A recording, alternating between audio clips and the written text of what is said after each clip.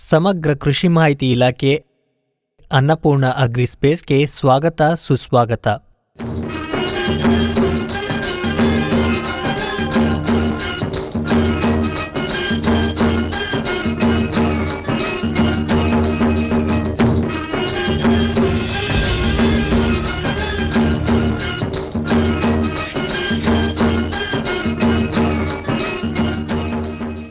ಇಂದು ನಾವು 5ನೇ ಭಾಗವನ್ನು ತಲುಪಿದ್ದೇವೆ. ಈ ಭಾಗದಲ್ಲಿ ನಾವು 16 ಮೂಲಭೂತ ಅಂಶಗಳು ಮತ್ತು ಸಸ್ಯ ಜೀವನದಲ್ಲಿ ಅವುಗಳ ಪಾತ್ರದ ಬಗ್ಗೆ ಕಲಿಯುತ್ತೇವೆ.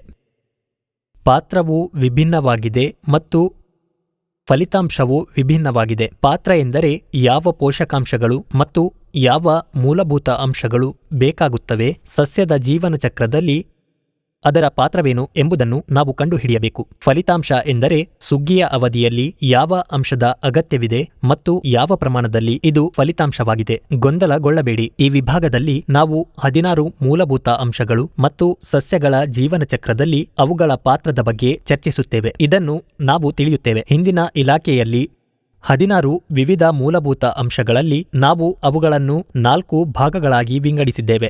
1 ಜೀವ ನೀಡುವ ಮೂಲ ಅಂಶ, 2 ಮೊದಲು ಪೋಷಕಾಂಶಗಳು, 3 ಎರಡನೇ ಪೋಷಕಾಂಶಗಳು, 4 ಸೂಕ್ಷ್ಮಲೋಹಗಳು. ಸಸ್ಯದ ಜೀವನ ಚಕ್ರದಲ್ಲಿ ಅವರ ಪಾತ್ರ ಏನು ಎಂದು ನಮಗೆ ತಿಳಿಯುತ್ತದೆ. ಯಾರಿಗೆ ಎಷ್ಟು ಪ್ರಾಮುಖ್ಯತೆ ನೀಡಬೇಕೆಂದು ತಿಳಿಯುತ್ತದೆ. ಜೀವಶಕ್ತಿಯು ಮೂಲ ಅಂಶ ಎಂದು ಕರೆಯಲ್ಪಡುವ ಗಾಳಿಯಾಗಿದೆ. 3 ಆಮ್ಲಜನಕ, ಇಂಗಾಲ, ಜಲಜನಕ. ಈ ಪ್ರಮುಖ ಮೂಲ ಅಂಶಗಳ ಪಾತ್ರವು ಸಸ್ಯದ ಜೀವನ ಪ್ರಕ್ರಿಯೆಯಲ್ಲಿ ಸಸ್ಯದ ಜೀವನ ಚಕ್ರದಲ್ಲಿ 90% ಆಗಿದೆ. ಅರ್ಥಾತ್ ಸಸ್ಯದ ಜೀವನ ಇದು ಪ್ರಾರಂಭವಾದಾಗಿನಿಂದ ಕೊನೆಯವರೆಗೂ ಈ 3ರ ಬಗ್ಗೆಯೇ ಇರುತ್ತದೆ. ಆದ್ದರಿಂದ ಸಸ್ಯದ ಜೀವನ ಚಕ್ರದಲ್ಲಿ ಅವರ ಪಾತ್ರವು 90% ಆಗಿದೆ. ಆದರೆ ಇಷ್ಟು ವರ್ಷಗಳ ಕಾಲ ಈ 3 ಅಂಶಗಳಿಗೆ ಗಮನ ಕೊಡಲು ಮರೆತು ಹೋಗಿದ್ದೇವೆ. ಇದು ಸಸ್ಯದ ಜೀವನ ಚಕ್ರದ 90% ನಷ್ಟಿದೆ. ನಾವು ಇತರರಿಗೆ ಪ್ರಾಮುಖ್ಯತೆ ನೀಡುತ್ತೇವೆ. ಅಂದರೆ ಸುಮಾರು 10% ಮಾತ್ರ ನಾವು ಇಲ್ಲಿಯವರೆಗೆ ಗಮನ ಹರಿಸುತ್ತಿದ್ದೇವೆ. ಇದರಲ್ಲಿ 90% ಪಾತ್ರ ಲಾಭ ಗಳಿಸುತ್ತಿರುವ 90% ಮಂದಿಯನ್ನು ಕಡೆಗಣಿಸಿ ಕೃಷಿ ಮಾಡುತ್ತಿದ್ದಾರೆ. ಈ ಪ್ರಮುಖ ಅಂಶಗಳ ಪಾತ್ರವು 90% ಆಗಿದೆ. ಆಮ್ಲಜನಕ 44%, ಇಂಗಾಲದ ಪಾತ್ರವು 40% ಮತ್ತು ಹೈಡ್ರೋಜನ್ 6% ಆಗಿದೆ. ಒಟ್ಟಾರೆಯಾಗಿ ಈ ಪ್ರಮುಖ ಮೂಲ ಅಂಶಗಳ ಪಾತ್ರವು 90% ಆಗಿದೆ. ಯಾವುದೇ ಸಂದರ್ಭದಲ್ಲೂ ಇವುಗಳನ್ನು ಬಿಡಬಾರದು. ಈ ಮೂಲಭೂತ ಅಂಶಗಳನ್ನು ಸಸ್ಯಕ್ಕೆ ಚೆನ್ನಾಗಿ ಒದಗಿಸುವ ಮೂಲಕ ನಾವು ಉಳಿದ 10% ಅನ್ನು ಸುಲಭವಾಗಿ ಒದಗಿಸಬಹುದು. ಅದರಲ್ಲಿ ಸ್ವಲ್ಪ ಹೆಚ್ಚು ಅಥವಾ ಸ್ವಲ್ಪ ಕಡಿಮೆ ಇದ್ದರೆ ಯಾವುದೂ ಭಿನ್ನವಾಗಿರುವುದಿಲ್ಲ. ಆದರೆ ಸಸ್ಯದ ಜೀವನ ಚಕ್ರದ 90% ಅನ್ನು ತೆಗೆದುಕೊಳ್ಳುವ ಈ 3 ಪ್ರಮುಖ ಅಂಶಗಳು ನಮ್ಮ ಮಣ್ಣಿಗೆ ತಲುಪಬೇಕು. ನಾವು ಇಲ್ಲಿಯವರೆಗೆ ಅವರನ್ನು ನಿರ್ಲಕ್ಷಿಸುತ್ತಿದ್ದೇವೆ. ಈಗ ಮೊದಲ ಪೋಷಕಾಂಶ ಸಾರಜನಕ, ರಂಜಕ, ಪೊಟ್ಯಾಷಿಯಂ. ಇವುಗಳನ್ನು ಜೀವನದ ಮೂಲಭೂತ ಅಂಶಗಳು ಎಂದು ನೀವು ಪರಿಗಣಿಸುತ್ತೀರಿ. ಅರ್ಥಾತ್ ಇವುಗಳ ಮೂಲಕವೇ ಕೃಷಿ ಸಾಧ್ಯವಾಗಲಿದೆ. ಇದೆಲ್ಲ ಮಾಡಬೇಕು ಅಂತ ಅವರಿಗೆ ಇಷ್ಟು ಪ್ರಾಮುಖ್ಯತೆ ಕೊಡ್ತೀರಾ. ಆದರೆ ಸಸ್ಯದ ಜೀವನ ಪ್ರಕ್ರಿಯೆಯಲ್ಲಿ ಈ 3ರ ಪಾತ್ರ ಕೇವಲ 5% ಎಂದು ನೀವು ಆಶ್ಚರ್ಯಪಡುತ್ತೀರಿ. 5ರಷ್ಟು ಕೊಡುಗೆ ನೀಡುವ ಮೊದಲು ಪೋಷಕಾಂಶಗಳು ಸಾರಜನಕ, ರಂಜಕ, ಪೊಟ್ಯಾಷಿಯಂ ಇವುಗಳಿಂದಲೇ ಕೃಷಿ ಮಾಡುತ್ತಿದ್ದೇವೆ. ಈ 3 ಇಲ್ಲದಿದ್ದರೆ ಕೃಷಿ ಸಾಧ್ಯವಿಲ್ಲ. ಹಾಗಾಗದಿದ್ದರೆ ಇಳುವರಿ ಬರುವುದಿಲ್ಲ. ಅಂತಹ ಉದ್ದೇಶದಲ್ಲಿ ಮತ್ತು ಈ ಭ್ರಮೆಯಲ್ಲಿ ನಾವು ಬೆಳೆಸುತ್ತಿದ್ದೇವೆ. ಇದು ಕಳೆದ 30 ವರ್ಷಗಳಿಂದ ನಡೆಯುತ್ತಿರುವ ಅರಾಜಕತೆ. ಈ 3ರಲ್ಲಿ ಮಾತ್ರ ನಾವು ನಮ್ಮ ಎಲ್ಲಾ ಹಣವನ್ನು ಹೂಡಿಕೆ ಮಾಡಿದ್ದೇವೆ. ನೆರೆಹೊರೆಯವರೊಂದಿಗೆ ಸ್ಪರ್ಧಿಸುವ ಮೂಲಕ ಈ 3ಕ್ಕೆ ಬೇಕಾದುದಕ್ಕಿಂತ ಹೆಚ್ಚು ಕೊಡಬೇಕು ಎಂಬ ಭ್ರಮೆಯಲ್ಲಿ ಎಷ್ಟು ಬಳಸುತ್ತೇವೆಯೋ ಅಷ್ಟೇ ಇಳುವರಿ ಬರುತ್ತದೆ. ಅದು ಕೂಡ ಯಾವ ಸ್ಥಿತಿಯಲ್ಲಿ ಎಷ್ಟು ಕೊಡಬೇಕು ಎಂಬ ಅರಿವಿಲ್ಲದೆ ಹೆಚ್ಚು ಬಳಸಿ ಇಷ್ಟು ವರ್ಷಗಳಿಂದ ನಮ್ಮ ಭೂಮಿಯನ್ನು ಹಾಳು ಮಾಡಿದ್ದೇವೆ. ಆದರೆ ನೀವು ಹೆಚ್ಚಾಗಿ ಸಸ್ಯದ ಜೀವನ ಚಕ್ರದಲ್ಲಿ ಸಾರಜನಕ, ಪೊಟ್ಯಾಷಿಯಂ ಮತ್ತು ರಂಜಕ ಈ ಮೂರರ ಪಾತ್ರವು ಕೇವಲ 5% ಮಾತ್ರ. ಸಸ್ಯದ ಸಂಪೂರ್ಣ ಜೀವಿತಾವಧಿಯಲ್ಲಿ ಈ ಮೂರರ ಪ್ರಮಾಣವು ಕೇವಲ 5% ಮಾತ್ರ. 5% ಈ ಮೂರಕ್ಕೆ ಹೆಚ್ಚಿನ ಮಹತ್ವ ನೀಡುತ್ತಿದ್ದೇವೆ. ಈ ಮೂರು ಬೇಸಾಯದ ಮೂಲ ಆಧಾರವಾಗಿದೆ. ಈ ರೀತಿ ಅರ್ಥೈಸಲಾಗುತ್ತಿದೆ. ಇದು ನಿಜ. 90% ಪ್ರಮುಖ ಮೂಲ ಅಂಶಗಳನ್ನು ನಿರ್ಲಕ್ಷಿಸಿ 5% ಮೊದಲ ಪೋಷಕಾಂಶಗಳಿಗೆ ಹೆಚ್ಚಿನ ಮಹತ್ವ ನೀಡಿ ಕೃಷಿ ಮಾಡುತ್ತಿದ್ದೇವೆ. ಹಾಗಾಗಿ ಯಾರಿಗೆ ಯಾವ ಪಾತ್ರವಿದೆ, ಯಾರಿಗೆ ಪ್ರಾಮುಖ್ಯತೆ ನೀಡಬೇಕು ಎಂಬುದನ್ನು ಕಂಡುಹಿಡಿಯಬೇಕು. ಇದರ ನಂತರ ಎರಡನೇ ಪೋಷಕಾಂಶ, ದ್ವಿತೀಯ ಪೋಷಕಾಂಶಗಳು ಯಾವುವು? ಕ್ಯಾಲ್ಸಿಯಂ, ಮ್ಯಾಗ್ನೀಷಿಯಂ ಮತ್ತು ಸಲ್ಫರ್. ಈ ಮೂರರ ಪುರಾವೆ 3%.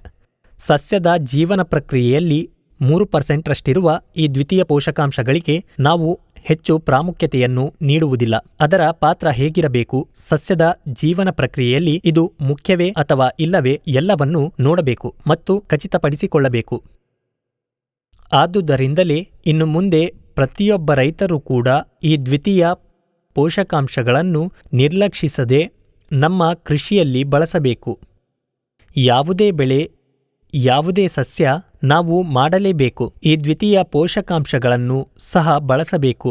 ಸಸ್ಯದ ಜೀವನ ಪ್ರಕ್ರಿಯೆಯಲ್ಲಿ ಈ ದ್ವಿತೀಯ ಪೋಷಕಾಂಶಗಳ ಪಾತ್ರವು 3% ಆಗಿದೆ. ಪ್ರಮುಖ ಮೂಲ ಅಂಶಗಳ ಪಾಲು 90% ಆಗಿದೆ. ಮೊದಲ ಪೋಷಕಾಂಶಗಳ ಪಾಲು 5%, ಎರಡನೇ ಪೋಷಕಾಂಶಗಳ ಪಾಲು 3%, ಒಟ್ಟು 98%. ಈಗ 2% ಉಳಿದಿದೆ. ಈ 2% ಸಸ್ಯದ ಜೀವನ ಪ್ರಕ್ರಿಯೆ ಏನು? ಅದು ಸೂಕ್ಷ್ಮಲೋಹ. 7 ವಿಧದ ಜಾಡಿನ ಲೋಹಗಳ ಪಾತ್ರವು 2% ಆಗಿದೆ. ಆದರೆ ಅವರನ್ನು ನಿರ್ಲಕ್ಷಿಸಬಾರದು. ಆದರೆ ಅವರ ಪ್ರಾಮುಖ್ಯತೆ ಏನು ಮತ್ತು ಯಾವ ಪರಿಸ್ಥಿತಿಗಳಲ್ಲಿ ಅವುಗಳನ್ನು ಬಳಸಬೇಕು? ನಾವು ಕೃಷಿಯಲ್ಲಿ ಈ 7 ಸೂಕ್ಷ್ಮಲೋಹಗಳನ್ನು ಸಹ ಬಳಸಬೇಕು. ಈ ಜಾಡಿನ ಲೋಹಗಳ ಸಾಕ್ಷ್ಯವು 2% ಆಗಿದೆ. ಸತು, ಬೋರಾನ್, ಮ್ಯಾಂಗನೀಸ್, ತಾಮ್ರ, ಫೆರಸ್, ಮಾಲಿಬ್ಡಿನಮ್ ಮತ್ತು ಕ್ಲೋರಿನ್. ಈ 7 ಲೋಹಗಳ ಪಾತ್ರವು 2% ಆಗಿದೆ. ಈಗ 100% ಸರಿ. ಆದ್ದರಿಂದ ಈ 16 ಮೂಲಭೂತ ಅಂಶಗಳ ಪಾತ್ರವೇನು ಮತ್ತು ಅವುಗಳ ಪ್ರಾಮುಖ್ಯತೆ ಏನು ಎಂಬುದನ್ನು ಪ್ರತಿಯೊಬ್ಬ ರೈತರು ತಿಳಿದುಕೊಳ್ಳುವುದು ಮುಖ್ಯವಾಗಿದೆ. ನಾವು ಯಾರಿಗೆ ಹೆಚ್ಚು ಪ್ರಾಮುಖ್ಯತೆ ನೀಡಬೇಕು, ಇದನ್ನು ನಿಮಗೆ ಅರ್ಥಮಾಡಿಕೊಳ್ಳಲು ನಾನು ಅದನ್ನು ಶೇಕಡಾವಾರು ಪ್ರಕಾರ ಭಾಗಿಸಿ ನಿಮಗೆ ವಿವರಿಸಲು ಪ್ರಯತ್ನಿಸಿದೆ. ನಂತರ ಮತ್ತೊಮ್ಮೆ ನೆನಪಿಸಿಕೊಳ್ಳಿ, ಸಸ್ಯದ ಜೀವನ ಪ್ರಕ್ರಿಯೆಯಲ್ಲಿ, ಇಡೀ ಜೀವನದ ಪ್ರಕ್ರಿಯೆಯಲ್ಲಿ ಬೀಜಗಳನ್ನು ಬಿತ್ತುವುದರಿಂದ ಇಳುವರಿ ಬರುವವರೆಗೆ ಸಸ್ಯಗಳಿಗೆ ಅಗತ್ಯವಿರುವ 16 ರೀತಿಯ ಪೋಷಕಾಂಶಗಳ ಪಾತ್ರವೇನು? ಪ್ರಾಣಾಧಾರ ಮೂಲ ಅಂಶಗಳು 90%. ಜೀವನದ ಮೂಲಭೂತ ಅಂಶಗಳು ಯಾವುವು? ಕಾರ್ಬನ್, ಹೈಡ್ರೋಜನ್, ಆಮ್ಲಜನಕ. ಈ ಮೂವರ ಪಾಲು 90%. ಇದರಲ್ಲಿ ಕಾರ್ಬನ್ 40%, ಆಮ್ಲಜನಕ 44% ಮತ್ತು ಹೈಡ್ರೋಜನ್ 6%. ಪ್ರಮುಖ ಮೂಲ ಅಂಶಗಳ ಪುರಾವೆ 90% ಆಗಿದೆ. ಅದಕ್ಕಾಗಿಯೇ ಅವನ್ನು ನಿರ್ಲಕ್ಷಿಸಬಾರದು. ಇವುಗಳನ್ನು ಸುಧಾರಿಸಿ ಬೆಳೆಸಬೇಕು. ಇದರ ನಂತರ ಮೊದಲ ಪೋಷಕಾಂಶ, ಸಸ್ಯದ ಜೀವನ ಪ್ರಕ್ರಿಯೆಯಲ್ಲಿ ಅದರ ಪಾತ್ರವು 5% ಆಗಿದೆ. ಈ 5 ಸಮನ್ಸ್ ಪುರಾವೆಯನ್ನು ಈ ಮೂವರಲ್ಲಿ ವಿತರಿಸಬೇಕು. ಅಂದರೆ ಸಾರಜನಕ, ರಂಜಕ ಮತ್ತು ಪೊಟ್ಯಾಸಿಯಂ. ಅವರ ಪಾತ್ರ 5%. ಸಸ್ಯದ ಜೀವನ ಪ್ರಕ್ರಿಯೆಯಲ್ಲಿ ಈ ಮೂರರ ಸಂಯೋಜನೆಯನ್ನು ಬಳಸಬೇಕು. ಆದರೆ ಇದು ಸಸ್ಯದ ಒಂದು ಹಂತದಲ್ಲಿ ಕಡಿಮೆ ಮತ್ತು ಇನ್ನೊಂದು ಹಂತದಲ್ಲಿ ಹೆಚ್ಚು. ಇದನ್ನು ಈ ರೀತಿ ಬಳಸಬೇಕು. ಎಷ್ಟು ಬೇಕೋ ಅಷ್ಟು ಮಾತ್ರ ಕೊಡಬೇಕು. ಆದರೆ ಈ ಮೂರರ ಶೇಕಡಾವಾರು ಒಂದೇ ಆಗಿರಬೇಕು. ಸಸ್ಯದ ಒಂದು ಹಂತದಲ್ಲಿ ಹೆಚ್ಚು ಮತ್ತು ಇನ್ನೊಂದು ಹಂತದಲ್ಲಿ ಕಡಿಮೆ. ಆದರೆ ಈ ಮೂರರ ಶೇಕಡಾವಾರು ಪುರಾವೆ ಸಮಾನವಾಗಿರಬೇಕು. ಮೂರನ್ನು ಬಳಸಬೇಕು. ಇದರ ನಂತರ ಎರಡನೇ ಪೋಷಕಾಂಶ, ಅದರ ಪಾತ್ರ ಕೇವಲ 3% ಮಾತ್ರ. ಈ ಪೋಷಕಾಂಶಗಳು ಯಾವುವು?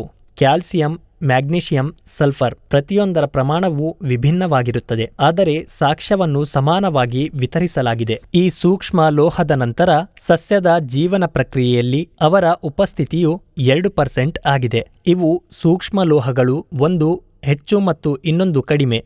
ಇದರ ಬಗ್ಗೆ ನಾವು ಮುಂದಿನ ವಿಭಾಗದಲ್ಲಿ ತಿಳಿಯುತ್ತೇವೆ. ಜಾಡಿನ ಲೋಹಗಳ ಪಾತ್ರವು 2% ಆಗಿದೆ. ಈ ಎಲ್ಲಾ 16 ಪೋಷಕಾಂಶಗಳು 100% ಪಾತ್ರವನ್ನು ವಹಿಸುತ್ತವೆ. ಈ ವಿಭಾಗದಲ್ಲಿ ಈ ಮೂಲಭೂತ ಅಂಶಗಳು ಎಷ್ಟು ಪ್ರಮಾಣದಲ್ಲಿ ಇರುತ್ತವೆ ಎಂಬುದನ್ನು ನಾವು ಕಂಡುಕೊಂಡಿದ್ದೇವೆ. ಇದನ್ನು ಸರಿಯಾಗಿ ಅರ್ಥಮಾಡಿಕೊಂಡು ಪ್ರತಿಯೊಂದು ಅಂಶಕ್ಕೂ ಅಷ್ಟೇ ಮಹತ್ವ ಕೊಟ್ಟು ಕೃಷಿ ಮಾಡಬೇಕು. ಇದು ಈ ಇಲಾಖೆಯ ಸಾರಾಂಶ. ಧನ್ಯವಾದ. ಪ್ರತಿಯೊಬ್ಬ ರೈತರು ಅನ್ನಪೂರ್ಣ ಅಗ್ರಿಸ್ಪೇಸ್ಗೆ ಚಂದಾದಾರರಾಗಿರಬೇಕು. ಅಧಿಸೂಚನೆಗಳಿಗಾಗಿ ಬೆಲ್ ಐಕಾನ್ ಒತ್ತಿರಿ. ನಿಮಗೆ ಯಾವುದೇ ಸಂದೇಹವಿದ್ದರೆ ದಯವಿಟ್ಟು ಅದನ್ನು ಸಾಮಾನ್ಯ ಪೆಟ್ಟಿಗೆಯಲ್ಲಿ ಕಳುಹಿಸಿ. ನಿಮ್ಮ ಸಂದೇಹಗಳನ್ನು ನಾವು ಪರಿಹರಿಸುತ್ತೇವೆ. ಧನ್ಯವಾದ.